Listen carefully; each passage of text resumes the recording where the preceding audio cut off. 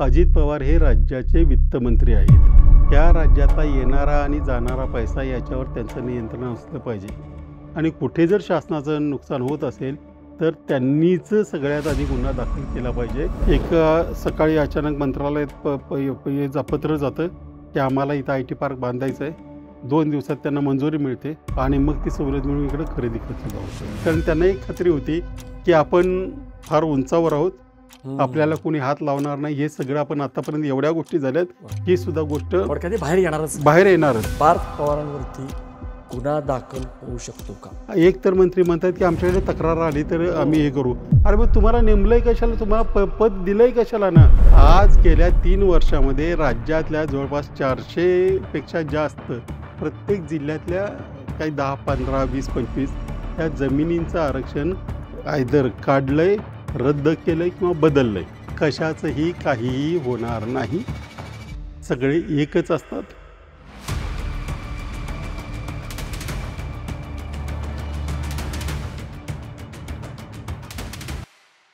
नमस्कार, बोलबेडू चर्चामध्ये आपलं स्वागत.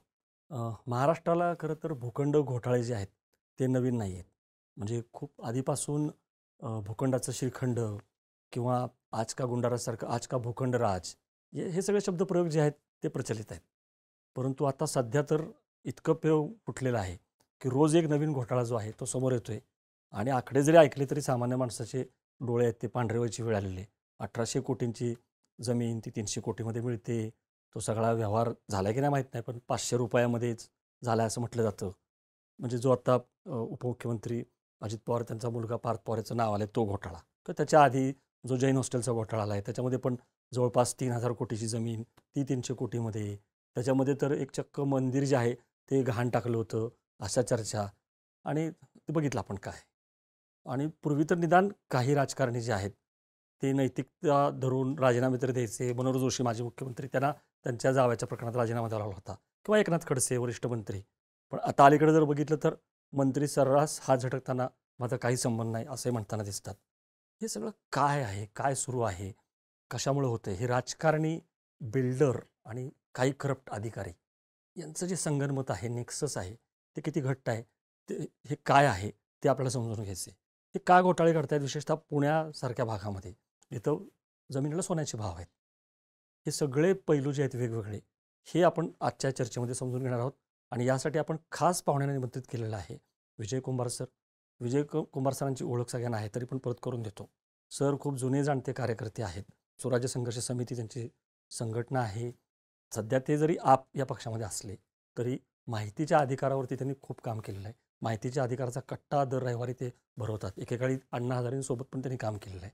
आणि अनेक प्रकरणं असतील, मी जसं म्हटलं की मुख्यमंत्र्यांना जो राजीनामा द्यावा होता, मनोहर जोशींचं प्रकरण त्यांच्या जावयांचं असेल, किंवा पूजा खेडकरसारखं प्रकरण असेल, किंवा अनेक प्रकरणं आहेत ती सरांनी काढलेली आहेत बाहेर, त्याचा पाठपुरावा केलेला आहे. त्यामुळं सर समजावून सांगतील की हे काय घडतंय. त्यामुळं आपण या चर्चेला सुरुवात करूयात. सर, स्वागत आहे. धन्यवाद. सुरुवात अर्थातच ताज्या घोटाळ्यापासून करूयात. म्हणजे आत्ता जे काही समोर येतं आहे त्याच्यावरनं अंदाज तर काय लागत नाही आहे. फक्त एवढंच कळालं आहे की सरकारी जमीन आहे ती आता महारत्नाची आहे की नाही तो वाद वेगळा परत. आणि ती 1800 कोटी आहे बाजारभावाने. कोरेगाव पार्कसारख्या एका उच्चभ्रू एरियामध्ये आहे. 300 कोटीला दिले असं म्हणतात. खरं तर 300 कोटीला दिले की नाही ते आत्ता या घटकेला माहीत नाही, कारण पैसे दिलेत, व्यवहार झाला आहे काय नाही. आणि 21 कोटीचं मुद्रांक शुल्क नियमानुसार वगैरे भरायला पाहिजे होतं, पण ते 500 रुपयात व्यवहार उरकलेला आहे. आणि परत हा काहीतरी मुद्रांक शुल्क घोटाळा आहे असं पण भासवलं जातं आहे. गंमत म्हणजे याच्यामध्ये जी नावं आलेली आहेत पुढं, शीतल तेजवानी असेल किंवा ते पाटील असतील, पार्थ पवार असतील, याच्यामध्ये ज्यांचं 99% स्टेक्स आहेत त्यांच्यावरती काय नाही आहे. जो तहसीलदार म्हणतोय की मला या व्यवहारात माहितीच नाही आहे, मी प्रस्तावच केलेला नाही, त्याचं निलंबन झालेलं आहे. ते अजून तिसऱ्याच प्रकरणात झालं असंही कळतं. त्याच्यानंतर आता दुय्यम निबंधक, म्हणजे ज्याला आपण म्हणतो की छोटे मासे किंवा छोटे बकरे हे. तर सुरुवात करूयात की थोडं समजावून सांगा प्रेक्षकांना की हा जो भूखंड घोटाळा आहे हा भूखंड घोटाळाच आहे, हा काय मुद्रांक शुल्क घोटाळा नाही. तर तो काय आहे नेमका? हा भूखंड घोटाळा जो मुंडवा नावाचा भाग आहे पुण्यातला, कोरेगाव पार्कमध्ये येतो तो, त्याच्यामधल्या 40 एकराचा हा सगळा व्यवहार आहे. तिथे एक बोटॅनिकल गार्डन आहे. त्या बॉटॅनिकल गार्डन आणि त्याच्यावरच्या काही इमारतींचा हा परिसर आहे. एका दिवशी अचानक वाटलं, की आपल्याला ही जमीन घ्यायची आहे. कागदपत्र रचली गेली. मी शब्द जाणीवपूर्वक वापरतोय. आणि ज्या पद्धतीची कागदपत्र त्याच्यावरून असं दिसतंय, की रद्दी जोडून हा दस्त तयार करण्यात आलेला आहे. मी जाणीवपूर्वक शब्द वापरतोय. म्हणजे ज्याचा काही संबंध नाही अशी डॉक्युमेंट जोडली. 2006 चे पॉवर ऑफ अटर्नी. पण मूळ जे आहे, की त्याच्यामध्ये सर्च रिपोर्ट असेल, जागेची मालकी असेल, त्याच्याकडे पूर्ण दुर्लक्ष करण्यात आलं आहे. आता हे जे चाललेलं आहे, 21 कोटीचा मुद्रांक घोटाळा वगैरे, वगैरे हे किरकोळ आहे त्या सगळ्या प्रकरणामध्ये. म्हणजे उद्या जर ठरलं ते 6 कोटी आहे, जे आता एफ-आय-आर झाला आहे, तर ते भरून मोकळे होतील. काही म्हणजे फरक पडत नाही. या व्यवहारामध्ये कुठेही 300 कोटीचा व्यवहार झाला आहे असं म्हटलंय. पण कुणी दिले, कुणाला दिले, दिले की नाही, घेतले की नाही, काही त्याच्यामध्ये एका ओळीचा उल्लेख नाही. 716 पानाच्या या डॉक्युमेंटमध्ये 700 पानं ही पॉवर ऑफ अटर्नी, 281 नावं म्हणून आणखी 5-6 पानं भरलेली आहेत आणि 3-4 पानामध्ये हे सगळे डॉक्युमेंट संपतं. हो. आता हे डॉक्युमेंट करण्यासाठी जे कारण वापरण्यात आलं, की आम्हाला आय-टी पार्क तिथं बनवायचं होतं म्हणून ड्युटी माफ आहे. तो आणखी वेगळा प्रकार आहे. आय-टी पार्कचा आणखी ते याच्यामध्ये घोटाळे असे हो. अनेक घोटाळे आहेत. तर त्याच्यामध्ये 100% सवलत मिळते. हं. तरीही याच्यामध्ये 100% सवलत, ते सगळीच डॉक्युमेंट बेकायदा आहेत. हं. तरी ती सवलत मिळते असं गृहीत धरलं, तरी आय-जी-आरचेच लोक म्हणतायत, की तरीही 1% लोकल बॉडी टॅक्स हं. आणि 1% मेट्रो टॅक्स हं. हा भरायचाच होता. तो साधारणपणे 6 कोटी येतो. ते भरावेत असं सांगितलं असतानाही त्या सब रजिस्ट्रारने घेतले नाहीत. आणि याच्यामध्ये जे सगळे लोक आहेत, त्यांचा पूर्वी इतिहास हा म्हणजे त्या काळात तुम्ही पत्रकार होता. हो, बरोबर. ती नावं तुमच्या कानावरून आहे. गेली असतील. सागर सूर्यवंशी, हे सागर सूर्यवंशीची बायको ही शीतल तेजवानी. म्हणजे हं. पूर्वी पिंपरीतल्या जमिनी बळकावणं, बरोबर. ड्रग ॲडिक्ट, तो सागर सूर्यवंशी आजही जेलमध्ये आहे. राजाभाऊ सूर्यवंशीचा मुलगा. तर असे नामवंत लोक असल्यामुळे त्यांनी मग कुणाचं तरी, यांच्या लोकांचं एक बरं असतं, ते अशी टोळी करतात आणि काही गोष्टी हेरतात. हं. आपल्याला 10 वर्षांनी काय करायचं आहे, तर मग आपल्याला ही जमीन आता शासन जमा झाली, पण हं. आपल्याला ही बळकावायची आहे. हं. मग कागदपत्र तयार करायला सुरुवात करतात. तसं ह्या बाईंनी 2006 मध्ये, हे महारवतन आत्ता नाही, हे महारवतन फार पूर्वी म्हणजे इंग्रजांच्या बरोबर. काळात होतं. हो. ते 1965 साली रद्द झालं. हो. याचा अर्थ महारवतनाचा काही संबंध नाही. ती जमीन झाली शासनाची. शासनाची. बरोबर.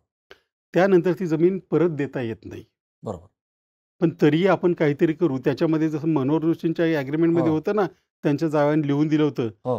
माझी सरकार दरबारी चांगली ओळख आहे, त्यामुळे मी हे करून सेम याच्यामध्ये आहे. त्याच्यामध्ये. हो. आम्ही सरकारकडून सोडवून आणू, की बिल्डेबल करू, की विकू, असं सगळं हं. त्याच्यामध्ये म्हणलेलं आहे. अगदी छोटे-छोटे पैसे देऊन हे करून घेतलं त्यांनी. हं. सर, तुम्ही जर सांगत होता, की मनोहर जोशींच्या जावयाने केलं, हां. तशीच मोडस ऑपरेंडी थोडीफार दिसते. माझी ओळख आहे सरकारी दरबारी हो, वगैरे. आणि हे मग तेच आपण वापरले. काय काय केलं नेमकं? ही आपण जमीन सोडवून आणू, हं. ती बिल्डेबल करू आणि मग तुम्हाला भरपूर पैसे मिळतील असं आश्वासन दिलं. त्याही लोकांनी आपला काही संबंध नाही हे माहिती असताना पॉवर ऑफ अटर्नी करून दिल्या. आणि अचानक या मग नंतर पार्थ पवारांच्या कशा संपर्कात आल्यात माहिती नाही.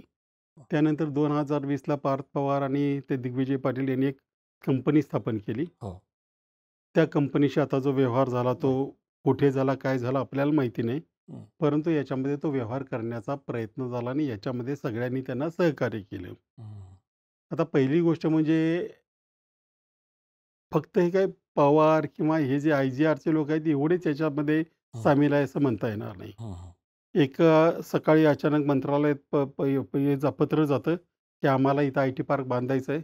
2 दिवसात त्यांना मंजुरी मिळते आणि मग ती सवलत मिळून इकडं खरेदी खत सुद्धा होतं. विद्युत वेगाने हे सगळं घडतं. विद्युत वेग आणि आमच्या बाबतीत त्याला 4-4, 6-6 वर्ष लागतील. बरं. हे वेगानं घडतं, ते पत्र मिळतं आणि त्यानंतर ही बातमी बाहेर येते, की असं-असं झालेलं आहे. बरोबर.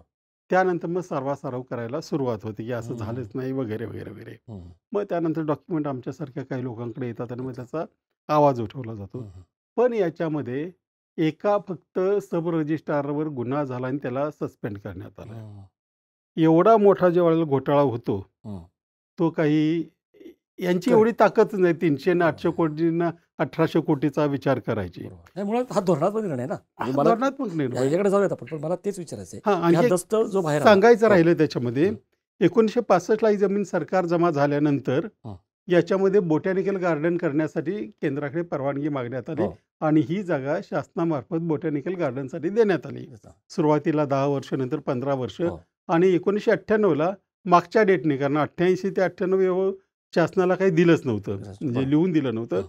तर 88 पासून दरवर्षी ₹1 ही केंद्र शासनाच्या बोटॅनिकल गार्डनला बरोबर. ही जमीन देण्यात आली. म्हणजे देण्यात अजूनही 2038ला पर्यंत 2038 पर्यंत तो आहे. मंजूर आहे. मंजूर. तरीही परस्पर यांनी ती जमीन घ्यायचा प्रयत्न केला. दस्त तयार झाला. दस्तामध्ये कुठेही दस्त नोंदवण्यासाठी काही घटकांची गरज हां, असते. तेच मला तेच विचारायचं होतं की म्हणजे कसं? 7/12 कुणाच्या नावावर आहे, सर्च रिपोर्ट एक महत्त्वाचा गोष्ट असतो. बरोबर. मालकी हक्क कुणाचा आहे, बरोबर. त्याची तपासणी अधिकाऱ्यांनी करायची असते. असं काहीही न करता तो दस्त मंजूर झाला. सगळ्यात महत्त्वाचं म्हणजे ही जागा मुंडव्यामध्ये आहे हं. आणि त्याच्या इंडेक्स 2वर वर्ड लिहिलंय मुळशी तालुका. आता हो. मुंडवा आणि मुळसा तालुका शहराच्या बरोबर. बरोबर अपोजिट डिरेक्शनला आहे. बरोबर. तरी ते लिहिलं गेलं. आता मी एक मुद्दा फारसा त्याच्यामध्ये महत्त्वाचा मानला नाही, कारण कधी-कधी असं होऊ शकतं. परंतु याच्यामध्ये ज्यावेळेला एखाद्याचं नाव लिहिलं जातं, हं. तर त्याच्यापुढे स्त्री किंवा पुरुष लिहावं लागतं. हो, हो. कारण असं असतं की समजा किरण नाव असेल, बरोबर. तर ते बाईचं आहे की पुरुषाचं आहे पुरुषाचं, कळत नाही, म्हणून ते इंडेक्स 2मध्ये त्याचा उल्लेख असतो. बरोबर. इथं जे पुरुष आहेत दिग्विजय पाटील, त्यांच्यापुढे वय 0 आणि लिंग स्त्री असं लिहिलेलं आहे. 0 वय 0. वय 0 आणि लिंग स्त्री. स्त्री असं दिलेलं आहे. पण मी त्याचा फार गाजावाजा केला नाही, बरोबर. चुकूनही झाला असेल असं करून. बरं. पण ज्यावेळी एवढा काही 100 कोटीचा व्यवहार असतो, त्यावेळेला अशा काना, मात्रा, वेलांटी, सगळं, हो. स्वल्पविराम, अल्पविराम सगळं बघायचं असतं. बरोबर. इथं काही नाही, डॉक्युमेंट करायचं आहे, केलं, नोंद झाली, हं. काय तिथल्या अधिकाऱ्यांना काय पैसे दिले असतील, सगळा विषय संपला. नंतर उघड झाल्यानंतर हं. मग उघडकीला येतं की यांनी एक याच्यामधला मुख्य माणूस कोण कोण आहे. आहे? बरोबर. आणि त्याच्यामध्ये अजित पवार म्हणतात की मला याचं काहीच माहिती नव्हतं. हो.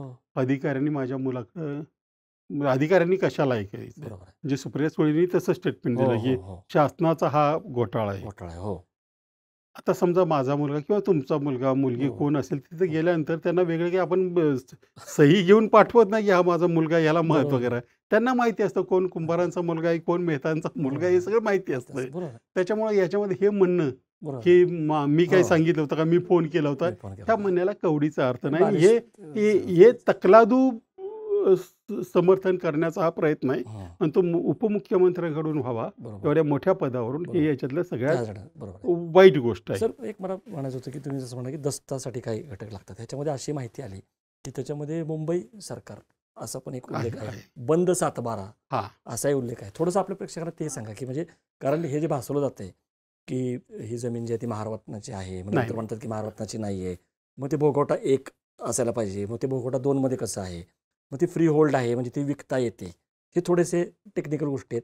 तर नेमकं याच्या बाबतीमध्ये काय झालंय? कारण हा तसा व्यवहारच करायला नाही पाहिजे जर ती सरकारची जमीन सांगतो. आहे.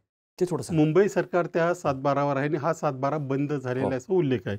याचा अर्थ तो बंद झाला म्हणजे त्याच्या आधारे कुठलाही व्यवहार होता कामा नये. हं. ते ॲक्च्युअली तो त्यांच्या भाषेत एक शब्द आहे, लॉक करून ठेवलं हां. जातं. बरोबर. त्याच्यामुळे त्याच्यावर काहीतरी निर्णय होत नाही तोपर्यंत त्याच्यावर काही व्यवहार होता कामा नये. बरोबर. त्यामुळे ही जागा झाली शासनाची. बरोबर. त्याच्यावर भले मुंबई सरकार आहे, त्यावेळेचं जे नाव आहे ते अजूनही आहे. त्याने काही फरक पडत नाही. शेवटी सरकार आहे, कारण त्यावेळेला गुजरात आणि महाराष्ट्र एकच हो. होता. त्या काळात त्याला मुंबई सरकार म्हटलं जायचं. हं. त्यामुळे त्याने काही फरक पडत नाही. हं. परंतु मग हा व्यवहार करायचा झाला, शासनाची जमीन असली, समजा आता ते माझ्याच केसमध्ये सुप्रीम कोर्टामध्ये झालं की तुम्हाला शासकीय जमिनी कुठल्याही कारणास्तव विकता किंवा काही करायचं झालं तर त्याचं टेंडर काढलं पाहिजे. बरोबर. इथं ही ऑलरेडी जागा पुढच्या आणखी 30 वर्ष दुसऱ्याच्या दिलेली ताब्यात आहे. दिलेली आहे बरोबर. आणि ते केंद्र सरकारच्या, इतर कुणाच्या नाही. कोणाच्या? तरी हा व्यवहार होतोय हं. आणि कुठल्याही गोष्टी म्हणजे ठीक आहे, कुठली जमीन ज्यावेळेला एखादी विकत किंवा भाड्याने द्यायची असते तेव्हा देणारा आणि घेणारा त्या जमिनीचं स्टेटस बघतो. हं. बरोबर. आणि इथे यांनी स्टेटस बघितलं नसेल असं मला वाटत नाही. हं. तर बघितलंय, ते माहिती आहे, तरीही त्यांनी तो व्यवहार केला. कारण त्यांना एक खात्री होती की आपण फार उंचावर आहोत, आपल्याला कोणी हात लावणार नाही. हे सगळं आपण आतापर्यंत एवढ्या गोष्टी झाल्यात, बरोबर. ही सुद्धा गोष्ट थोडक्यात ते बाहेर येणारच नाही. बाहेर येणारच म्हणजे हा नाही. दस्त बाहेर आला हां. किंवा बाहेर काढला गेला. नाही, त्याच्यामध्ये आणखी फार मोठं गोष्टी आहेत, पण ते आता काय झालं हा हो. मला एका ठिकाणी बोलवलं, हं, की तुमचा अभ्यास आहे तुम्ही थोडं बोला. हं, म्हटलं मी बोलतो. अचानक बोलवलं. मला हं, विषय काही माहिती नाही. म्हटलं की तुम्ही बोला. म्हटलं बोलतो. हं, पण म्हटलं मी आरोप कुणावरही करणार नाही. हं. कारण माझ्या हातात डॉक्युमेंट नाही. नाही. मग तिथे गेलो तरी त्यांनी ते डॉक्युमेंट दिली नाहीत. बरं. मग नंतर माझा थोडा वाद झाला आणि मग रात्री मग हे डॉक्युमेंट काढायला मी बसलो बरं. आणि इंडेक्स 2 हाताला लागला. हं, आणि ही जी ह्या ज्या डॉक्युमेंट्स आहेत ना, हं. ही जी ऑनलाईन टाकायची प्रक्रिया आहे, त्याच्यामध्ये माझा स्वतःचाही ऑनलाईन आणण्यासाठीचा मोठा हात आहे. म्हणजे शिरकर परदेशी होते हो, त्यावेळेला हो. आयजीरा आणि मी सुद्धा सेक्शन 4 साठी आग्रही होतो. बरोबर. पण रात्री बघायला लागला तर हे डॉक्युमेंट पैसे भरले तरी डाउनलोड होईना. हं, सकाळी 9 वाजेपर्यंत मी प्रयत्न करत होतो. नंतर मी त्यांना फोन लावला. हं. डॉक्युमेंट डाउनलोड होत नाही, होत काय नाही. गडबड आहे? हं, मग ते टेक्निकल एरर वगैरे काही हां. सांगायला लागले. मग पुन्हा माझं भांडण झालं तिथं. बरं. म्हटलं आता असं झालं, तर ते बाकीच्या बाजूला राहतील. पहिल्यांदा तुम्ही हे डॉक्युमेंट लपवताय, हं, म्हणून तुम्ही दोषी आहात असं मी करेन. हं. मग त्याने तो ईमेलने मला पाठवला. पाठवलं. हो. पण अजूनही ते डाउनलोड होत नाहीये आणि होत ते नाही. डाउनलोड न होणं स्वाभाविक आहे, कारण ते खूप मोठं मोठं डॉक्युमेंट आहे. डॉक्युमेंट आहे. बरोबर आहे. पण हे सगळे एवढे त्याच्यामागे होते आणि त्यानंतर एकदा हातात आल्यानंतर हे सगळा कचरा मला सापडला, हां, तुम्ही ज्याच्यावर ज्याला 300 म्हणताय कोटीचा ते. हो, व्यवहार झालाय. बरोबर. आणि मग मी ट्वीट करायला सुरुवात केली आणि मग जे काय व्हायचं ते आता कुणी केलं, काय केलं हं, याच्यात मला जायचं नाही. बरोबर. सगळ्यांना क्रेडिट मिळावं. हां, पण त्यानंतर हा विषय मोठा झाला हं. आणि पण याच्यामध्ये सर कुलमुखत्यार पत्र सुद्धा बनावट दिसतंय. म्हणजे नाही, त्याच्यामध्ये मुखत्यार पत्रक अजून त्या जे मालक आहेत त्यांच्यापैकी कोणी तक्रार केलेली नाहीये. हं, हं, हं. केली बरोबर. असतील बनावट, बरं, पण अजून तक्रार नाही त्यांची. बरं. किंवा हे जे आता दुय्यम निबंधकाला हे करायचं, कारवाई करायची किंवा तहसीलदाराला हे करायचं, हे जे काय चाललेलं आहे आणि मग ह्याने हात झटकायचे. अजित पवारांनी म्हणायचं की माझा काही संबंध हे नाही आणि पार्थ पवारचं नावच नाही आहे एफ-आय-आरमध्ये. म्हणजे मला थेट प्रश्न विचारायचा आहे की पार्थ पवारांवरती गुन्हा दाखल होऊ शकतो का? आणि गुन्हा दाखल झाला पाहिजे का? व्हायलाच पाहिजे. ते थोडं सांगा का? याचं ते कारण काय? असं हं, आहे, की त्या कंपनीमध्ये पार्थ पवार हे पार्टनर आहेत. हं, जो प्रस्ताव त्यांनी राज्य शासनाला पाठवला, हं, की आम्हाला इथं आय-टी पार्क करायचं आहे. हं. त्याच्यावर कुठे आर-टी पार्क करायचं आहे? तर या मुंडव्याच्या जागेवर. जागा. बरोबर. इतर कुठल्याही जागेचं असतं तर ते त्यांना सवलत देता आली असती. हं, ह्या जागेवर आय-टी पार्क करायचं आहे, हं. असं सांगून त्यांनी ते इंटेन्शनचा परवाना घेतला आणि त्याच्या आधारे ते बरोबर. सवलत मिळवली. हां. सही करायला कोणाला पाठवलं हा भाग वेगळा. हां. सहीचे अधिकार त्याला दिलेत. दिले. बरोबर. परंतु सहीचे अधिकार तुम्ही एखाद्या कंपनीमार्फत आपल्याच पार्टनरला देता, तेव्हा हं. तो जे काही करतो त्या सर्वाला तुम्ही जबाबदार जबाबदार असता. असता. बरोबर. म्हणजे हाच तर तो ठराव करण्याचा अर्थ अर्थ असतो. असतो. बरोबर. दोघांच्या सह्या नाहीत, नाही. कारण तुम्ही त्याला सगळी ऑथॉरिटी दिलेली दिलेली आहे. आहे. बरोबर. त्यामुळे ज्याने ऑथॉरिटी दिली हं. तोही दोषी आहे. बरोबर. पण आपल्याकडे प्रत्येक गोष्टीला काय झालं, मी काल कुठेतरी बोलत होतो. हां. सगळ्या यंत्रणांनी एक सवय लावून घेतली आणि ती सवय अत्यंत घाणेरडी आणि आपल्या देशाचं नुकसान करणारी, हं. की सगळेजण हत्तीला तुकड्या-तुकड्यामध्ये बघतात. हं, हं, हं. म्हणजे हा म्हणतो आमचं सोंडेची जबाबदारी होती, आम्ही हं. सोंड व्यवस्थित काढली. हं. दुसरा म्हणतो पाय काढला, तिसरा शेपूट. अरे पण तो सगळा हत्ती कुणी करायचा हे कधीतरी सांगा ना. सांगा. बरोबर आहे. इथं सगळा हत्ती चुकलाय. तुमचं पाय वगैरे सगळं बरोबर आहे. बरोबर आहे. आणि याच्यामध्ये सगळे हे जे लोक आहेत ते सुटतात. हं. मला तेच विचारायचं आहे की इतका मोठा निर्णय म्हणजे बाजारभावाने 1800 कोटी किंमत आहे. 300 कोटी का काय माहीत नाही. ज्याची कदाचित 21 कोटी का काय मुद्रांक शुल्क ते आपल्याला माहिती नाही. हा निर्णय हा खालच्या लेव्हलला होऊच शकत नाही अधिकार. अजिबात नाही. तर याचे याचे तार कुठं जोडले जात आहेत? महसूल खात्यामध्ये जोडले जात आहेत? काय म्हणजे मला विचारायचं आहे की हा धोरणाचा 5वा निर्णय ते कुठपर्यंत पोहोचले असू शकतात त्याचे हे धागे? पहा, याचे धागेदोरे पार मंत्रालयापर्यंत पोहोचलेले आहेत. हं. मंत्रालयामध्ये ही सवलत मिळण्यासाठी इथल्या उद्योग केंद्राकडून प्रस्ताव गेला. बरोबर. आधी इथं हो. तो द्यावा लागतो. हो. तिकडं तो मंत्र्यापर्यंत जातून त्यानंतर ते मंजूर होतं. हं. आता तो मंजूर झाला, याचा अर्थ त्यांना माहिती आहे की ही जमीन हं. ही शासनाची आहे किंवा नसेल तर दिलेलं पत्र खोटं हे हो. आतापर्यंत सिद्ध झालेलं आहे. बरोबर. अजूनही त्याच्यातला कुणीही गुन्हा दाखल केलेला नाही. हं. ही जागा शासनाची आहे. त्यावेळेला माहिती नसेल असं आपण गृहीत धरू. हं, हं. तरी आता तरी माहिती आहे की शासनाची जागा विकत घेण्याचा प्रयत्न झालाय. मग आता अडलंय कशामध्ये गुन्हा दाखल करायला? हं. बरोबर. आता फक्त जो मुद्रांक शुल्कापुरता गुन्हा दाखल झालेला आहे. हं. बाकीची जागा लुबाडली किंवा आणखी काय केलं, या संदर्भातला गुन्हा कुठे आहे? सगळे एक तर मंत्री म्हणतात की आमच्याकडे तक्रार आली तर हो. आम्ही हे करू. हो, अरे मग हो. तुम्हाला नेमलंय कशाला? नेमलं तुम्हाला कशाला? पद दिलंय कशाला ना? तक्रारी आम्ही करायच्या. बरोबर. मंत्री म्हणतात की कागदपत्र आमच्याकडे आली नाहीत हो, अजून. आलं जी नाही. कागदपत्र विजय कुंभारला सकाळी 9 वाजता मिळू शकतात, हां. ती मंत्र्यांना मिळत नाहीत हं. आणि मला पैसे भरून घ्यावे लागतात. तुम्हाला तर ते ते मिळतं. फोन बरोबर आहे. केला की मिळत आहेत. याचा अर्थ सगळ्यांना माहिती आहे की याच्यामध्ये गडबड झालेली आहे. हं. परंतु राजकीय डावपेच असतील किंवा राजकीय आणखी काही हं. गणित असतील, त्याच्यामुळे एकमेकांना हा सांभाळायचा उद्योग चाललेला आहे. बरोबर आहे. आपण त्यानंतर येऊ, की म्हणजे ह्याच्यामध्ये काय होईल वगैरे. तुम्ही व्यवस्थित सांगितलं, अगदी. की ह्याच्या आधी जे प्रकरण आलं तिकडे जाऊयात आपण. म्हणजे एक मोडस कळण्यासाठी. जैन हॉस्टेलचं प्रकरण आलं. त्याच्यामध्ये पण असं सुरुवातीला दाखवलं गेलं, की याच्यामध्ये ट्रस्टी जबाबदार आहेत आणि मग ज्यांचं नाव आलं ते केंद्रीय मंत्री, तरुण उभरते तडफदार, आणि त्यांनी असं सांगितलं, की नाही मी तर त्यातनं बाहेर पडलो आहे. त्या कंपनीमध्ये मी तर दिलेलं आहे. त्यामुळे माझा काही संबंधच नाही त्याच्यामध्ये. तरी पण मग ते अंगलट आलं. परत सारवासारव झाली. हात झटकले गेले. याच्यामध्ये तर अजून काय काय गोष्टी आल्या, की ज्याच्यामध्ये मंदिरच गहाण टाकलं होतं किंवा वगैरे. तर थोडं ते पण समजावून सांगा, की जैन हॉस्टेलचं जे प्रकरण होतं, त्याच्यामध्ये पण तुम्ही खोलात गेलात. तर ते काय होतं नेमकं? त्याच्यामध्ये होतं असं की पुन्हा ती जमीन बळकावण्याचाच प्रयत्न होता. हं. त्याला मुलामा दिला गेला डेव्हलपमेंटचा, रिडेव्हलपमेंटचा. हो. म्हणजे ते अजूनही कळत नाही.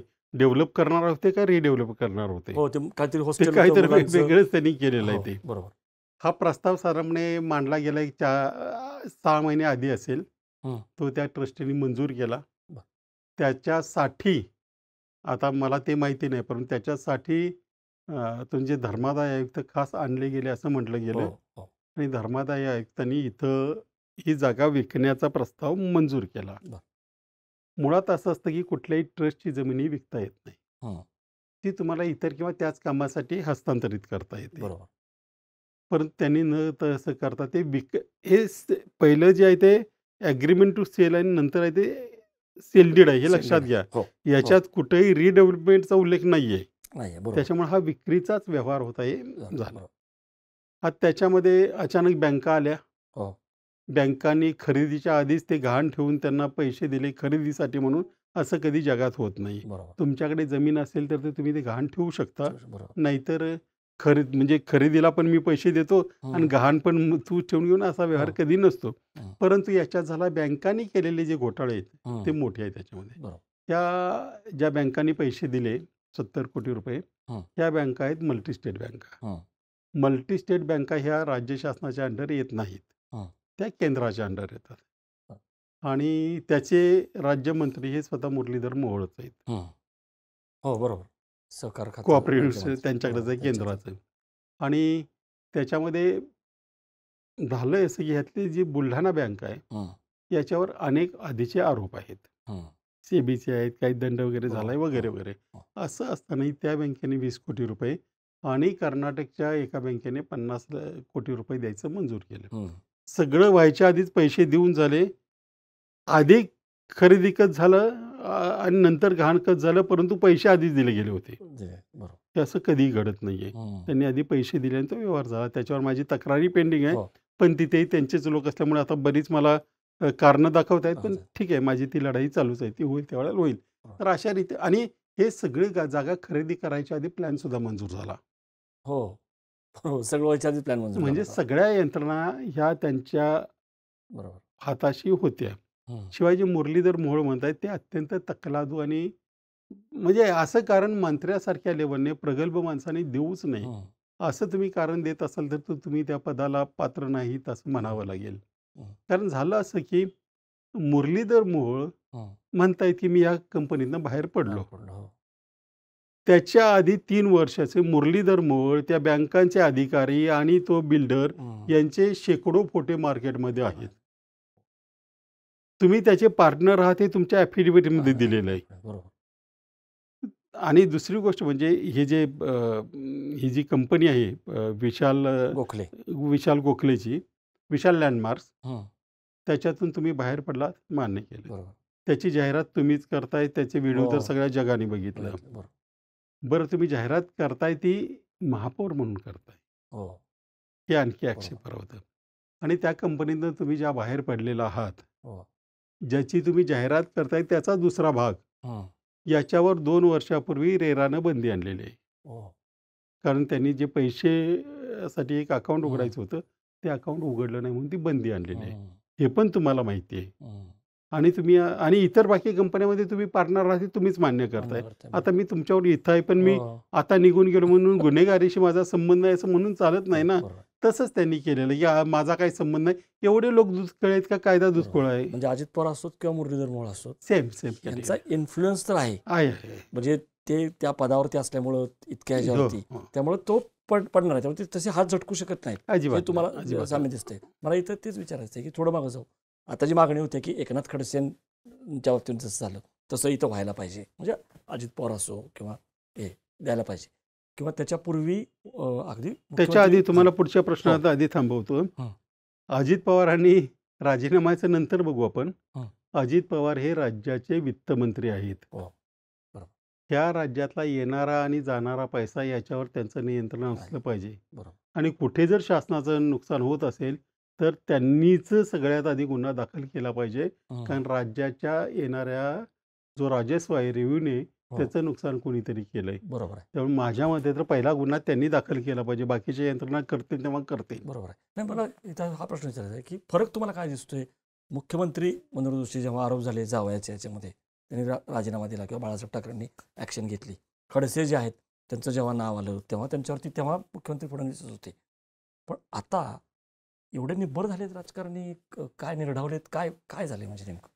काय झालं, त्याला की कशाची काही वाटत जे नाही. पूर्वीचे राजकारणी होते ना, तुम्हालाही माहिती आहे, की आपण वाद झाला तरी पालिकेच्या हो. हिरवळीवर चहा घ्यायचो. बरोबर. आता तसं नाहीये. हं. कदाचित त्याची 2 कारणं असतील. काही लोक हे समाजामध्ये आपण कुठल्या तोंडानं जायचं याची भीती वाटत असेल. हं.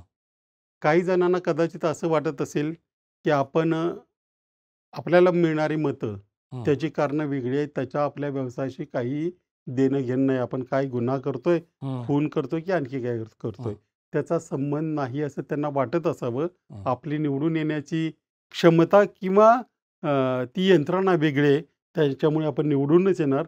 त्यामुळे असे प्रतिमा वगैरे या भानगडीत आपण काही फार पडायचं नाही. हं. आणि आणखी एक तिसरी भीती असू शकते, की एकदा आपण पदावरून बाहेर पडलो, हं. की मग आपली ताकद कमी होईल. आपलं कुणी ऐकणार नाही. हं. आणि मग काही गुन्ह्यांची जी शिक्षा उशिरा होणार होती, बरोबर. ती लवकर होईल या भीतीपोटी ते बाहेर पडत नसावेत. अशी बरोबर. 2-3 कारणं मला तरी दिसतात दिसतंय. त्याच्यावर. बरोबर. जर आपण याच्या मुळाशी जाऊयात थोडंसं, म्हणजे जसं मी म्हटलं, की हे काय नवीन नाही आहे. म्हणजे भूखंडाचं श्रीखंड किंवा भूखंड घोटाळे आपण वर्षानुवर्ष बघतोय. ह्याच्यामध्ये जे नेक्सस दिसतं, नेहमी याचा उल्लेख केला जातो, की राजकारणी आणि बिल्डर यांची अभद्र युती असते आणि त्याच्यामध्ये काही करप्ट अधिकारी पण असतात आणि हे सगळं संगनमताने चालतं. तर हे थोडंसं हे सांगा, कारण याच्यामध्ये वेगळ्या यंत्रणा असतील, महसूलची यंत्रणा असेल, पालिका असेल, कधी पालिकेचे अधिकारी सापडतात, कधी महसूलचे अधिकारी सापडतात, कधी तहसीलदार, तलाठी असेल किंवा दुय्यम निबंधक. त्यामुळं अधिकाऱ्यांचा पण एक रोल असतो, राजकारण्यांचा पण एक रोल असतो आणि बिल्डर. आणि अलीकडे जर ट्रेंड बघितला तर बरेच राजकारणी हेच बिल्डर आहेत किंवा ठेकेदार आहेत. तर अगदी नगरसेवकापासून आमदार खासदार जर बघितलं तर प्रत्येक जणाचं काही ना काहीतरी हेच आहे. तर थोडंसं या नेक्ससबद्दल सांगा. थोडी काही उदाहरणं देऊन जरी सांगितलं तरी चालेल, की कशा पद्धतीने हे नेक्सस घट्ट होत गेलं आणि हे गुन्हेगारीकडे वळू लागले. यातला म्हणजे अजून एक डेंजरस पार्ट म्हणजे. नाही, पूर्वी ह्याला नेक्सस म्हणता हं. आलं असतं. आता हे नेक्सस नाही. आता ते सगळे एकच आहे. ते पार्टनर आहेत आता. बरं. म्हणजे हा गुन्हा करायचा आहे ठरवूनच सगळे करतात. प्रत्येकाचा हिस्सा ठरवतात आणि मग तो गुन्हा करतात. बरं. आणि काही वेळेला कदाचित वरिष्ठ नेते असल्यामुळे त्यांना थोडंफार ते जे पार्टनरशिप आहे त्याच्यामध्ये जास्त हिस्सा मिळत असेल. बरं. पूर्वी असं नव्हतं. पूर्वी सगळ्या यंत्रणा एकमेकांवर अंकुश ठेवायच्या. हं. आता मी तर ऐकलं काही मंत्री तर असे होते आपल्याकडे, की पूर्वीसुद्धा म्हणजे फार पूर्वी म्हणजे हं. अ, अगदी जुना काळ म्हणून त्याच्यामध्ये अगदी कुठल्याही कामासाठी तुम्ही गेलात, हं. तुमचं काम झालं की तुम्ही तिथं काहीतरी स्वखुशीने ठेवायचा. हं. हं. नंतर त्या स्वखुशीला हे अधिकारी आणि राजकारणी वहिवाट समजू लागले. बरं. आणि मग हा आपला हक्कच आहे, हक्कच आहे. हां. हे आधी वाटायला लागलं. मग ते दिल्याशिवाय काम करणार नाही. बरोबर. हो. आणि त्यानंतर मग त्या कामाचा जो बेनिफिट आहे, त्याच्या आधारावर मग त्यांनी पर्सेंटेज ठेवायला सुरुवात केली, टक्केवारी. की आता एवढा तुझा फायदा आहे ना, मग मला एवढं दिलं तरच काम करणार. हं. आणि त्यानंतर आता पर्सेंटेजची जागा आता पार्टनरशिपने घेतलेली आहे. हो, म्हणजे पूर्वी टक्केवारी होती. टक्के आता पार्टनर्शिप आता असते. पार्टनरशिपच आहे डायरेक्ट. आणि ते ऑफिशियली आता म्हणजे कुणाच्या तरी वेगळ्याच्या नावावर, परंतु एकमेकांशी पार्टनर असतात. पूर्वी हं. कॅश दिली की तो भ्रष्टाचार समजला जायचा होता. हं. आता त्या भ्रष्टाचाराला हळू-हळू ऑफिशियल स्वरूप आलंय. शिष्टाचार म्हणतो आपण. शिष्टाचार. मग शिष्टाचार ते झालेला आहे तो. कोणतरी मामाचा मुलगा पार्टनर असेल, अमक्याचा कोणी पार्टनर असेल, असे बरोबर. अनेक पार्टनर असून त्या कंपन्यांच्या नावाने हे व्यवहार होतात. हं. म्हणून त्याला शेल कंपन्या म्हटलं जातं आणि ह्या बरोबर. कुठे ना कुठे एकमेकांशी जर तुम्ही त्याची सांगड जुळवायला गेलात, हो. तर ती 100% जुळते. बरोबर. त्यामुळं आता नेक्सस ना आता सगळे पार्टनर झालेत हं. आणि या प्रत्येकाला आपला रोल काय आहे आणि त्याची किंमत काय आहे, ह्याचं त्यांनी ठरवलंय.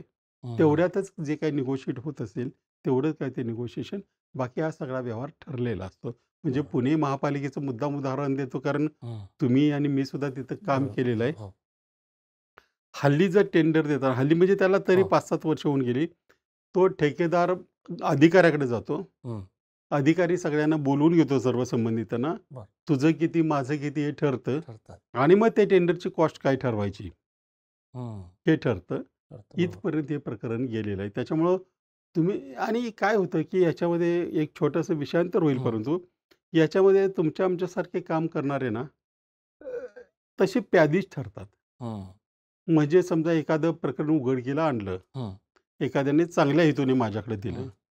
तरी त्याचा फायदा घेणारे तिसरेच असतात हो. आणि वाईट हेतूने दिलं तरी घेणारे. त्याचा बरोबर. फायदा घेणारे तिसरेच येतात. बरोबर. फक्त आपल्याला समाधान असतं, की आपण एक काहीतरी चांगल्या कामाला हातभार बरोबर. लावला एवढंच. बरोबर. पण पूर्वी जे वाटायचं ना, अमक्यानं अमुक केलं म्हणजे तो हां. तसं आता तेवढं राहिलेलं नाहीये. तेवढं आहे. बरोबर. तुमचा वापरच होतो. वापरच होतो. फक्त बरोबर. कोण चांगल्या करण्यासाठी करतं, कोण कधी बरोबर आहे. वाईट करण्यासाठी करतं, एवढंच तर काही. मला दुसरं एक विचारायचं आहे, की थोडंसं हे सांगायसाठी, की मनोहर जोशी म्हणजे मुख्यमंत्री त्यांच्या जावयाचं प्रकरण, त्या अनुषंगाने, की ते तुम्ही जेव्हा काढलं, तेव्हा कसं ते काढलं आणि आता मधल्या काळामध्ये राईट टू इन्फॉर्मेशनचा अधिकाराला, इन्फॉर्मेशन माहितीचा संपलं. अधिकार, तो कसा पातळवत गेला ते पण सांगा. पण ते पण एक महत्त्वाचं हत्यार सापडलं गेलं. कारण ह्याच्यामध्ये व्हिसल ब्लोअरची भूमिका खूप महत्त्वाची आहे. तर थोडंसं ते सांगा. खडसेंचं प्रकरण जे होतं, ते पण निघालं. तर याच्यामध्ये या सगळ्या ज्या यंत्रणा आहेत किंवा जे वेगवेगळे कायदे आहेत, त्याचा उपयोग, दुरुपयोग जो आहे, तो कसा होतो, काय होतो? अगदी, हां. अगदी. त्यावेळेला काय होतं, मनोहर जोशींचं ज्यावेळेला प्रकरण बाहेर निघालं, हो. त्यावेळेला आपल्याला अवलंबून राहावं लागायचं बातम्या आणि हो. अधिकाऱ्यांच्या इनपुट्सवर. त्या इनपुटच्या आधारे, बातम्यांच्या आधारे मी PIL केली. ती ॲडमिट झाली हं. आणि त्यानंतर डॉक्युमेंटसाठी आम्ही त्यावेळेला कायद्यात एक तरतूद आहे, की तुम्ही जर काही विशेष असेल, हो. तर तुम्ही याचं इन्स्पेक्शन मागू शकता. बरं. त्यावेळेला तरतूद अजूनही आहे ती, आहे. पण ती काही असून नसून आता सारखीच आहे. बरं. तर ती वापरली आणि त्याच्या आधारे डॉक्युमेंट्स मिळवले आणि पुढे जे काही झालं तो इतिहास आहे. बरोबर. परंतु त्यावेळेला निदान आत्तासारखी परिस्थिती नव्हती, की आता जरी मी कालचं हो. डॉक्युमेंट बनवलं, त्यासाठी मला झगडावं लागलं, सगळं कायद्यात असून सुद्धा. हो. पण त्यावेळेला निदान इन्स्पेक्शन मिळाल्यानंतर सगळी डॉक्युमेंट समोर तरी ठेवली जायची. हं, हं, हं. आता ती समोर येतील याची गॅरंटी नाही आणि त्यानंतर मग माहितीचा अधिकार आला. हो. माहितीचा अधिकार सगळ्यात आधी महाराष्ट्रात आला, ह्याच्यात हो. काही शंका नाहीये. बरोबर. परंतु तो ज्यावेळेला 2005ला केंद्राचा आला, हं. त्यानंतर अधिकाऱ्यांना त्याची भीती वाटू लागली आणि हं. त्याच्याही आधी एक हो. सांगतो, पुन्हा सगळ्या विषयामध्ये जसं असतं तसं, ज्यांनी माहितीचा अधिकार आणला त्या सगळ्यांबद्दल मला प्रचंड आदर आहे, याच्यात हो. काही शंका नाही. ते झटले, आम्ही झटलो, हो. सगळं झालं. हो. म्हणजे मी, अरविंद केजरीवाल, हो. आपले अण्णा हजारे वगैरे अरुणा रॉय वगैरे, असतील. अरुण रॉय वगैरे सगळेच बरोबर. त्याच्यामध्ये होते. त्यांच्या प्रयत्नांचं आभार मानलेच पाहिजेत. परंतु हा जो कायदा आलाय, हो. तो एकूण आंतरराष्ट्रीय परिस्थितीमुळे आणावा लागला ही परिस्थिती. असे अनेक बरोबर. कायदे आहेत, की हो. जे आंतरराष्ट्रीय बरोबर. परिस्थितीमुळे आणावे लागले. बरोबर. कारण ज्या वित्तीय संस्थांनी पैसे भारतात गुंतवले होते, हो. त्यांना आपल्या लोक ते पैसा व्यवस्थित खर्च करतील याची खात्री नव्हती. म्हणून बरोबर. त्यांना काहीतरी एक अशी पारदर्शक यंत्रणा पाहिजे पाहिजे होती. होती. बरोबर. ही साधारणपणे 80-90च्या दशकातली ही गोष्ट आहे. आणि बरोबर. त्यानंतर 150 देशांमध्ये अशा प्रकारचा कायदा आला. बरोबर. पण त्यासाठी अर्थात इथल्या लोकांचे प्रयत्न अत्यंत आवश्यक होते, ते आवश्यक मिळाले. मिळाले. बरं. तो कायदा आला. त्यामुळे आता जे म्हणतात ना, कायदा कायमचा रद्द होईल, हो. तर ते शक्य नाही, शक्य कारण नाही. त्याचे परिणाम आंतरराष्ट्रीय आहेत त्याच्यामुळे. आंतरराष्ट्रीय. बरोबर. तर हा कायदा आल्यानंतर सगळ्यात आधी त्रास व्हायला लागला तो सरकारी अधिकाऱ्यांना. बरोबर. त्यामुळे सगळ्यात सुरुवातीला त्याच्यातून प्रयत्न झाला तो फाईल नोटीस काढून टाकायचा. हं. मग त्यावेळेला आम्ही अण्णांना विनंती केली. अण्णांनी आळंदीला उपोषण हो. केलं आणि तो विषय टळला. हो. आणि या कायद्याचं सगळ्यात मोठं जे वैशिष्ट्य होतं, जे आजही मारलं जाते, ज्याचा वापर मी आत्ता जास्त करतोय, हो. की शासनानेच एवढी, आपण म्हणजे भारताचे मालक आहोत असं समजलंय आणि आपण हं. मालक आहोत या देशाचे. हो. म्हणून शासनाने एवढी माहिती जाहीर करायची, की लोकांना RTIमध्ये अर्ज करायची गरज पडू नये. पुढं. बरोबर.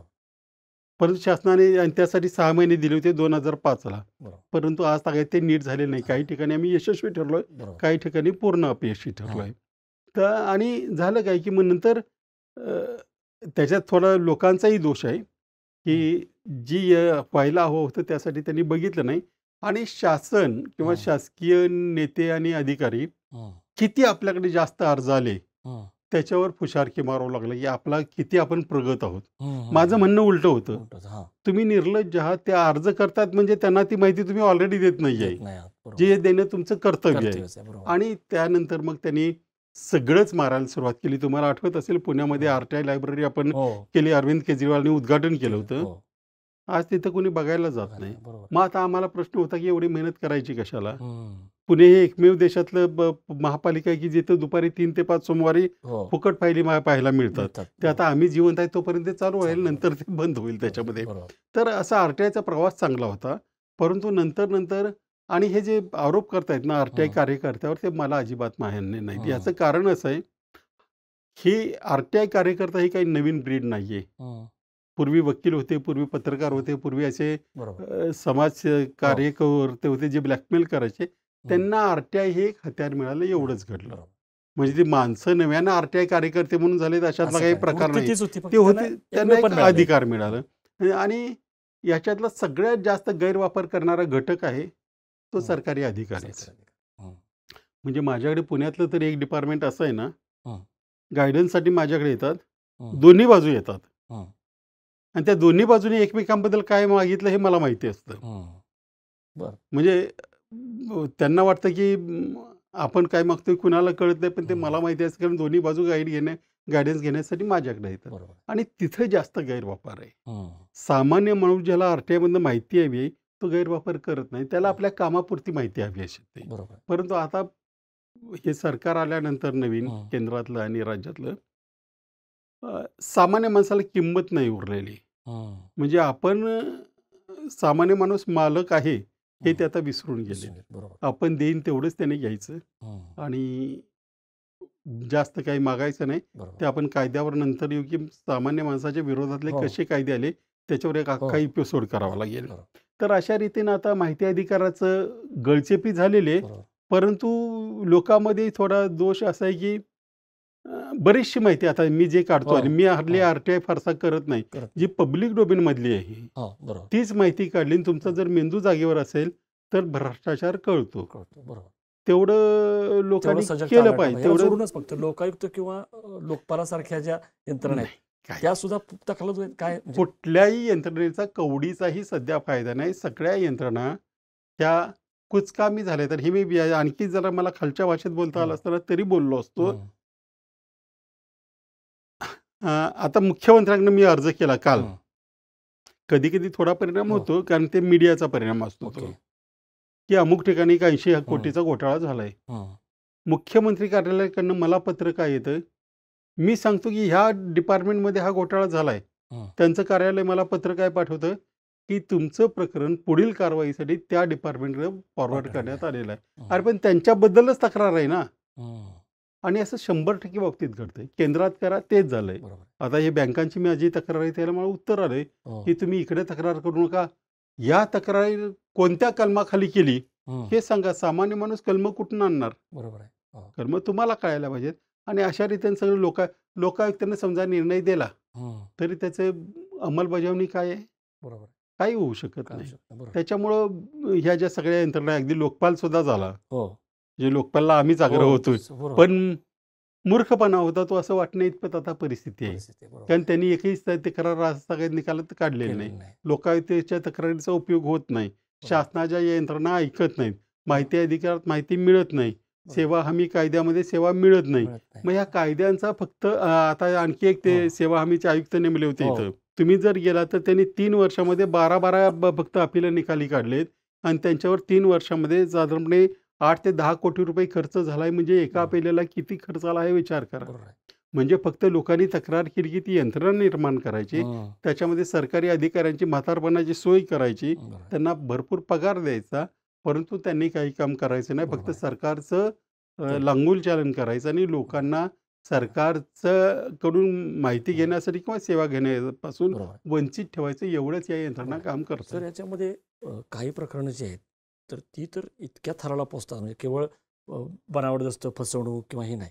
ज्याच्यामध्ये म्हणजे गुंड किंवा क्रिमिनलचा हे होतो, शिरकाव होतो आणि पोलिसांना ती खरं महत्त्वाची जबाबदारी असते. म्हणजे पुण्यासारख्या ठिकाणी मला ते विचारायचं आहे, की पुण्यामध्ये इतकी सगळी प्रकरणं धडाधड उघड काय येत आहेत, पुण्याच्या जमिनी वगैरे ते तेच. सांगतो. पण पोलिसांचं बाबा हे दिवाणी आहे किंवा हे नाहीचं असं असतं. म्हणजे काही पोलीस आयुक्तांनी खास जमीन घोटाळ्यांसाठी वेगळा कक्ष पण उघडला CP ऑफिसमध्ये. त्याचंही काय झालं आपल्याला माहिती नाही. इथपर्यंत तरी येत होतं. तर पोलिसांची जी भूमिका आहे ती सुद्धा याच्यामध्ये एकदम बोटचेपीपणाचीच असते. कारण सामान्य माणूस जो असतो तो कुठं जाणार शेवटी? जर ट्रेस पासिंग होत असेल, मारहाण होत असेल, गुंड लोक असतील. म्हणजे मी तर असं ऐकलं होतं की काही बिल्डर लोकांनी वगैरे तर ह्याच्यासाठी नेमलेले असतात माणसं खास, की लिटिगेशनमधल्या जमिनी असतील किंवा त्या कशा मिळवायच्या. मग ते कशा पद्धतीनं हेरून माणसं, तुम्ही जसं म्हणाला की काही अधिकारी असतात तसं, की बाबा ज्येष्ठ नागरिक आहे किंवा ह्या जमिनीवरती काय फारसं कोणी बघितलं नाही, अशा हे करून ते लँड ग्रॅबिंग किंवा ज्याला आपण लँड माफिया म्हणतो, ते सगळे निर्माण झालेले आहेत. मग याच्यामध्ये पोलिसांची काहीच भूमिका नाही. नाही, सांगतो तुम्हाला. याचं कारण पुन्हा आपल्या राजकीय हं. परिस्थितीमध्ये जातं. हं. म्हणजे कालच मला आमच्या एका सीनियर सहकार्याचा फोन आला, की त्याला इथं नळस्टॉप जवळच अडवलं. त्या पोलीस बायका होत्या, त्या लपून बसल्या होत्या आणि त्यांनी पकडलं. हं, हं. त्याचा आग्रह होता, की ते पोलीस कॉन्स्टेबल लपून का बसतात? हं, हं, हं. आता वर करणे हे आपल्याला त्या महिलांची चूक वाटते. हं, त्या हं, हं. जे कोणी कॉन्स्टेबल आहे त्याची चूक वाटते, पण ती हं. त्यांची चूक नाहीये. हं. आपल्याकडे टार्गेट देण्याची पद्धत आहे ना, ती वरून येते. हं, हं. ती मंत्रालयापासून सुरुवात होती, की मला या महिन्याला एवढे पाहिजेत. हो, बरोबर. मग ते टार्गेट हळू खाली येतं हं. आणि त्यानं कायदा सुव्यवस्था किंवा ट्रॅफिक नियोजनाच्या ऐवजी किती रक्कम आपण आज जमा करायची याचं टार्गेट असतं. हं. RTOचंही तसंच आहे. हं. पोलिसांचंही तसंच आहे, की या चौकीतून एवढं आलं पाहिजे, मी एवढे हं. बदलीसाठी दिलेले आहेत. बरोबर. आणि हे नेक्सस खालच्या लेव्हलवर नाही, हे मंत्र्यापासून सुरू होतं. हं. ज्यावेळेला आपण इथं ₹200-500 ते ट्रॅफिक हवालदाराला देतोय, हं. त्यावेळेला त्याच्यातले ₹200-250 हे मंत्र्याला आपण देतोय लाच म्हणून, हं. हे आपल्याला लक्षात आलं पाहिजे. पण ते आपण हं. लक्षातही घेत नाही. आपल्याला फक्त ते कॉन्स्टेबल दिसतो. हं, हं, आणि हं. हे सगळ्या यंत्रणांच्या बाबतीत आहे. आता तर बदल्यांचे भाव, कालच मला पोलिसांचं सांगितलं कुणीतरी, साध्या PIचा भाव 1 कोटीपर्यंत गेलाय. हं. आणि ते जर विशेष चौकी म्हणजे ती काय असेल आणि हो. हा वेगळा भाग आहे. क्रीम त्याच्यासाठी आणखी क्रीम पोस्ट म्हणतात पोस्टिंगचा वगैरे. रेट हं. वेगळा आहे. बरोबर. असं असतील तर मग ते काम करणार कधी? त्यांना त्या कामाबद्दल आत्मीयता वाटणार कधी? किंवा आपल्याला कशासाठी नेमलंय याचा विचार ते करणार कधी? त्यांच्या डोक्यात 24 तास हाच विचार असतो, की ह्या महिन्याचं टार्गेट कसं पूर्ण करायचं? हं. टार्गेट म्हणजे आर्थिक टार्गेट. बरोबर. बाकी आपल्याला त्यांना कोणी हे टार्गेट देत नाही, की ह्या दिवसामध्ये तुम्ही या 4 चौकामध्ये ट्रॅफिक व्यवस्थित झालं तर तुम्हाला काहीतरी प्रशस्तीपत्र देऊ. हे टार्गेट कधीच मिळत नाही. हं, हं, हं. किंवा तुमच्या ह्याच्यात गुन्हा नाही झाला, तर आम्ही तुम्हाला काहीतरी विशेष कामगिरी म्हणून बक्षीस देऊ. असं बरोबर. कधीही घडत नाही. बरोबर आहे. त्यामुळे हे जो भ्रष्टाचार चाललाय ना, त्याची बरोबर. कारणं ही आपली मंत्रालयापासून सुरू होतात. सुरू होतं. आणि बरोबर ती आहे. खाली आपल्याला फक्त खालची माणसं दिसत असतात, हं. म्हणून आपण त्यांना शिव्या देतो एवढंच काय बरोबर ते. आहे. शेवटाकडे तर एक 2-3 प्रश्न विचारतो. म्हणजे परत तेच, की तुम्ही जसं म्हणाला, की निदान त्यावेळेस एक बूज होती, मुख्यमंत्र्यांनी राजीनामा दिला किंवा खडसेंनी राजीनामा दिला. आता तर इतके निर्डावलेले आहेत. तर या आत्ता जे ताजं प्रकरण आहे, ह्याचं तुम्ही काय बघता? ह्याच्यामध्ये काय होऊ शकेल का? अजित पवारांचा राजीनामा होऊ शकेल का? पार्थ पवारवरती गुन्हा दाखल होऊ शकेल का? कारण जर काहीच होणार नसेल, सामान्य माणसामध्ये परत निराशा पसरते. तुमच्यासारख्या कार्यकर्त्यांवर प्रश्न पडत असेल ना, का केवळ फक्त बदनामी? म्हणजे एवढी एकच शिक्षा आहे, की याच्यामध्ये फक्त ह्यांच्या वाट्याला बदनामी होते आणि ती सुद्धा दुसरं प्रकरण आलं की पहिलं विसरलं जातं किंवा इतके निर्ढावलेले असतात, की त्याचंही त्यांना काय वाटत त्यांना बदनामीचं काही वाटत नाही. तुम्हाला म्हणाल आता हा म्हातारा, तुम्ही मला अनेक वर्ष ओळखताय. नाही. म्हातारा झाला म्हणून असं बोलतोय. आता हं. प्रत्येक चॅनलवर मी हेच म्हणत हं. असतो. ते म्हणतात तुम्ही काहीतरी वेगळं बोलता. कशाचंही काहीही होणार नाही. हं. सगळे एकच असतात. हं. सगळे एकमेकांना सांभाळून घेत असतात. आता आजची परिस्थिती अशी की माझ्यासमोर जर सगळ्या पक्षाचे लोक समोर बसवले, तर मी प्रत्येकाचं काय दुकान आहे हे सांगेन. बरं. आणि त्यांनाही एकमेकांचं दुकान माहिती आहे, पण कुणीही कुणावर काही काय करायचं नाही. करणार? बरं. त्यामुळे या प्रकरणामध्ये कदाचित थोडं ह्याच्यातला कालचा तुम्ही गुन्हा बघितला ना हं. बावधनचा, 3 वर्षाची शिक्षा आहे. तुम्ही कितीही पेपरला येऊ दे, कितीही काही होऊ दे, कोर्ट म्हणणार शिक्षाच एवढी आहे, तर मग जामीन देऊन टाका. रिकव्हर काय करायचं आहे? हं, हं, हं. त्यामुळे ते काही होणार नाही. पुढं कोर्ट केस चालेल. म्हणजे मला काल मी एका ठिकाणी बोललो, की मी एका गुन्हेगारालाच विचारलं होतं, हं. "बाबा रे, कधीतरी जेलमध्ये जाल वगैरे अशी भीती नाही का वाटत?" हं. तो म्हटला, "साहेब आपली न्यायव्यवस्था एवढी भक्कम आहे ना, की मी माझ्या केसचा निकाल लागेपर्यंत मी वर गेलेलो असेन. हं, हं, हं. त्यामुळे कशाला घाबरायचं? ज्यावेळेला बरोबर होईल आहे. त्यावेळेला बघता येईल." ही वृत्ती वाढीस लागली आणि याला जशी न्याय व्यवस्था कारणीभूत आहे तशीच आपणही कारणीभूत आहोत. कारण म्हणजे मी सुद्धा त्याच्यामध्ये आलो. काही प्रकरणात यश मिळालं हे खरं असलं तरी सगळी प्रकरणं काही लॉजिकल एंडला नेता येणं शक्य पण नसतं आणि ती तशी झाली पण नाहीत. आणि प्रत्येक वेळेला ज्या वेळेला त्याच्यामध्ये काही घडलं नाही त्यावेळेला कळलं की आपण ज्यांच्यावर विश्वास टाकला होता ती आपली चूक होती. पण हे कळेपर्यंत खूप उशीर झालेला असतो. तसंच ह्याच्या बाबतीतही होणार आहे. काही कदाचित गुन्हे दाखल होतील परंतु त्याच्यातून काही निष्पन्न होईल असं मला वाटत नाही. तो सब रजिस्ट्रारला नंतर सोडलं येईल, तो वेगळ्या कायद्यानुसार वेगळ्या कोर्टात जाईल आणि तिथून मग ती याची जबाबदारी नव्हतीच. जसं तुम्हाला आठवत असेल आपला सतीश शेट्टी गेला, त्या बाई क्षीरसागर नावाच्या बाई होत्या, त्या सब रजिस्ट्रार होत्या, त्यांना काही बरंच काही काही झालं आणि नंतर कोर्टाने निकाल दिला की ही जबाबदारी त्यांची नव्हतीच. त्या निर्दोष सुटल्या आणि आजही कामावर आहेत. तसंच बऱ्याच हे कदाचित तुम्हाला फ्रस्ट्रेशनचं किंवा निगेटिव्ह वाटेल पण दुर्दैवाने ती आज सत्य. पण मला शेवट जो आहे तो ह्याच्यावरती करायचा नाही. थोडंसं मीडियाबद्दल पण बोला. मीडिया पण बदललेलं आहे, सोशल मीडिया पण आलेला आहे आणि एकूण ॲक्टिव्हिझम पण बदललेला आहे. सामान्य माणूस जो आहे तो पण आता एक सजग झालेला आहे, अलर्ट झालेला आहे. त्याच्यावरती ज्या गोष्टी येतात त्यातनं तो अर्थ लावतो. शेवटी तुम्ही काय सांगाल? कारण ही प्रकरणं जी आहेत ती घडतच जाणार भ्रष्टाचाराची आणि आपण आशावादीच राहिलं पाहिजे. कारण आशावादी राहिलं तर आपली लोकशाही टिकेल किंवा हे टिकेल.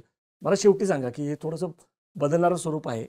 तुमच्यासारखा जो जुना कार्यकर्ता आहे तो काय बघतोय पुढं? आता एक गोष्ट तशी पॉझिटिव्ह नक्की म्हणता येईल की जो सोशल मीडिया आहे भले त्याच्यातून काही वेळेला चांगल्या किंवा काही वाईट गोष्टी जात असतील किंवा त्याचा अर्थ वेगळा निघत असेल वगैरे तरी तो अत्यंत पॉवरफुल झाला. हे मीडियाची पॉवर सामान्य माणसाच्या हातात आली ना तीच आता इथून पुढे जे काही बदल घडवायचे ते घडवेल. म्हणजे मेनस्ट्रीम मीडिया किंवा वगैरे काहीतरी करेल कारण तो आता स्वतंत्र नाहीये. एकही मीडिया स्वतंत्र नाही. त्या सगळ्यांचं कुणाचं काही ना काही आहे. त्याच्यामुळे हा जो सोशल मीडिया आहे तो मात्र आणि अजूनही याच्यामध्ये बदल होत आहेत. AI सारखी साधनं लोकांच्या हातात येत आहेत. त्याच्यातून त्यांना थोडं ट्रेनिंग मिळालं तर ते सत्य काय आणि असत्य काय किंवा एखादी बातमी खरी की खोटी याचा ते स्वतःहून अभ्यास करतायत आणि ही मात्र चांगली गोष्ट आहे. परंतु याच्यामध्ये जी आता जेनझी ज्याला म्हणतात त्याला वळण लावायची जबाबदारी की आता आपल्यासारखे जे सिनियर आहेत त्यांची आहे. त्यांनी काय बघावं. केवळ टीका करून चालणार नाही तर त्यांना योग्य रस्त्यावर योग्य मार्ग दाखवणं ही आपली जबाबदारी आहे. पण त्या दृष्टीनं आणि काही बाबतीत हे जे जेनझी आहे ती आपल्यापेक्षा जास्त प्रगल्भ आहे असं वाटतं सुद्धा. ज्या पद्धतीने ते रिॲक्ट होते चुकीचं होत असेल पण याचा अर्थ त्याने विचार केला आहे, त्या विषयावर तो काहीतरी मंथन करतो हे त्याच्यातनं दिसून येतं आणि ती मात्र पॉझिटिव्ह. शेवटचा प्रश्न, तुम्ही राजकारणामध्ये पण आहात, म्हणजे आता आप सारख्या संघटना तुझं राजकीय आकलन आत्ता हे जे काही घडतंय चर्चा अशी आहे की हे अंतर्गत आहे. हे महायुती सरकार आहे, इकडे शिंदे आहेत, इकडे पवार आहेत, कारण आता या कोबड्या एकूण द्यायच्यात किंवा हे कुणाकडनं आलं असेल. हे मीडियाला सुद्धा जे मिळालं यात काही शोधपत्रकारिता आहे असं बरेच जण मानत नाही. हे रेडीमेड न्यूज आहे अजिबात. तर हे याचं मला पाहिजे तुमचं आकलन ह्याच्याबद्दल काय होऊ शकेल? तुम्ही म्हणता मी खरं तर मगाशी ते बोललो परंतु तुम्ही कदाचित थोडं विसरलाय की तुम्ही म्हणताय ते अगदी खरं आहे. फक्त झालं असं की हे जे मी मगाशी पॉवर म्हणलं सोशल मीडियाची ती इथं जरा वेगळी ठरली. लिमिटेड स्पोर्ट करायचा होता पण ते लिमिटेड राहिलं नाही. ते चुकून सगळ्यांच्या समोर गेलं आणि ते हाताबाहेर गेल्यामुळं आता मग पण पुन्हा तरी त्यांना हवं तेच घडतंय. लिमिटेड स्फोटामध्ये लिमिटेड जखमा झाल्या असतात. आता एवढा मोठा स्फोट झाला की काही जणांना जखमी होणं आणि बाजूला होणं किंवा शिक्षा त्यांना होणं हे करणं हे क्रमप्राप्त झालंय. खूप धन्यवाद. तुम्ही तपशीलवार सांगितलं कशा पद्धतीनं हे नेक्सस आहे आणि ते आता नेक्सस जे आहे ते फक्त टक्केवारीपुरतं न राहता कसं पार्टनरशिपमध्ये बदललेलं आहे आणि हे जमीन घोटाळे जे आहेत ते का होत आहेत, पुण्यासारख्या ठिकाणी का होत आहेत आणि राजकारण इतके निर्ढावलेले आहेत. एक मुद्दा राहिला चालेल का? तुम्हाला आवर्जून बोलायचं आहे त्याच्यामध्ये. तुम्ही मात्र तो इन्क्लूड केला पाहिजे अशासाठी की तुम्ही मगाशी म्हणालात की पुण्यात ही प्रकरणं जास्त उघडकीला येत आहेत. ते तसं नाहीये. पुण्यामध्ये थोडंफार काहीतरी लोक जागृत आहेत म्हणून ते येते. पत्रकार आज गेल्या 3 वर्षामध्ये राज्यातल्या जवळपास 400 पेक्षा जास्त प्रत्येक जिल्ह्यातल्या काही 10, 15, 20, 25 ह्या जमिनींचं आरक्षण आयदर काढलंय, रद्द हो. केलंय किंवा बदललंय. हो. त्या भागातले लोक मला फोन करतात आणि मला प्रत्येक जिल्ह्यात जाता येणं जाता शक्य नाही येत नाही. किंवा या 350 प्रकरणाची माहिती घेऊन पी-आय-एल करणं ते पण शक्य शक्य नाही. नाही. त्यामुळे हो. पुण्यात घडतंय असं नाही, इतरत्रही घडतंय. हं. फक्त तिथले लोक कमी जागरूक आहेत. बरोबर. अन्यथा प्रत्येक हं. जिल्ह्यामधल्या प्रत्येक माणसाने किंवा एखाद्या कार्यकर्त्याने करेक्ट. एक प्रकरण काढलं तरी महाराष्ट्रामध्ये बरोबर. मोठा हं. गदारोळ माजेल अशी परिस्थिती आहे. बरोबर. कार्यकर्ते आणि पत्रकार जागृत आहेत त्यामुळे पुण्यामध्ये आपल्याला दिसतंय. पण थोडं अशीच परिस्थिती सगळ्या महाराष्ट्रामध्ये सगळ्या राज्यामध्ये, संपूर्ण राज्यामध्ये बरोबर. 350 प्रकरणं तर फक्त एकाच खात्याची आहेत, बरोबर. रेव्हेन्यूची. बाकीच्यांची त्यामुळे आणखी तर वेगळीच आहे. चालेल, ठीक आहे. प्रेक्षक हो, विजय कुंभार यांनी जे मांडलेलं आहे ते वास्तव आहे. ते गेली अनेक वर्ष बघतायत. त्यांनी जे सांगितलं की हे का घडतंय जमिनीचे व्यवहार आणि ह्याच्यामध्ये कसं नेक्सस आहे, त्याच्यामध्ये टक्केवारीची जागा आता पार्टनरशिपने घेतलेली आहे. पण पुढारी जे आहेत किंवा राजकारणी जे आहेत ते इतके निर्डावलेले आहेत की पूर्वी निदान ते नैतिकतेवर राजीनामा तरी द्यायचे, ते राजीनामे देत नाहीत. आणि कदाचित हे एकमेकांवरची कुरघोडी करण्यातून हे प्रकरण बाहेर आलेलं आहे. आणि सामान्य माणसाला निराश वाटावं अशीच परिस्थिती असेल. कारण इतके मोठे व्यवहार होत आहेत. 1800 कोटी, 300 कोटी असे सगळे आकडे आहेत आणि 500 रुपयामध्ये व्यवहार होतो. सामान्य माणसाला आज त्याचं स्वतःचं घर घेतलं आणि त्याची स्टॅम्प ड्युटीसुद्धा लाखामध्ये जाते. आणि मग कुठल्या आधारावरती 500 रुपयामध्ये हा व्यवहार होतो हाही प्रश्न पडतो. परंतु निराश व्हायचं कारण नाही. सजग राहून, अलर्ट राहून आपण याच्यावरती लढू शकतो. जसं विजय कुंभार हे स्वतः आणि त्यांच्यासारखे जे काही कार्यकर्ते ते लढत आहेत. त्यामुळे तुम्हाला ही चर्चा कशी वाटली?